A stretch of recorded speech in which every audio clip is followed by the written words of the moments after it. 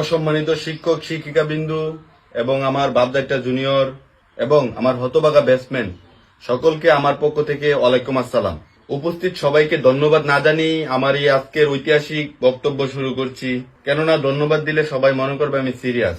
হুট করে 10টা বছর চলে গেল, এই 10টা বছর মন দিতে পারিনি লেখাপড়ায়, মন দিয়েছি কুদ্দুসের মেয়েকে। যাক, এই পবিত্র স্টেজ অপবিত্র করব না প্রেম প্রীতির কথা বলে, কারণ পরীক্ষা পাশ করাটা যেন আমাদের জন্য ওয়ান সাইড লাভ হয়ে দাঁড়িয়েছে। আমরা 2025-20 শুধু আমরা পরীক্ষা দিচ্ছি না, পরীক্ষা উল্টা আমাদেরকে দিচ্ছে। এই দীর্ঘ 10 বছর শিক্ষক শিক্ষিকারা আমাদের উপর অনেক অত্যাচার করেছে, জুলুম করেছে। এই মহান দায়িত্বগুলো আমরা এখন আমাদের জুনিয়রদের হাতে তুলে দিতে চাই। তোমরা নিবে না? আমার জুনিয়র ভাই বোনেরা, তোমরা সবাই জানো যে আমাদের স্কুলে স্যার ম্যামরা কিপটা, আমাদেরকে পরীক্ষার খাতায় ছোট ছোট ডিম দিত।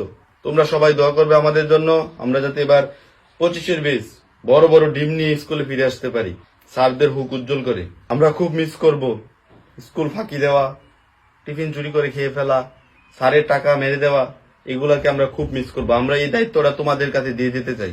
আর হ্যাঁ, বাপদাইটা জুনিয়র, আমি তোমাদেরকে বলছি, আমরা কিন্তু শুধু ছাত্র ছিলাম এরকম না, আমরা কিন্তু গবেষকও ছিলাম। কোন ম্যামের সাথে কোন স্যারের প্রেম, কার সাথে কার কি, এগুলা নিয়ে কিন্তু আমরা গবেষণা করতাম। এই দায়িত্বটাও আমরা তোমাদের কাছে দিয়ে গেলাম। আরে তার একটা স্টেজ উঠেছে, তার নামাজ না রে, ধর তারে ধর। শেষ।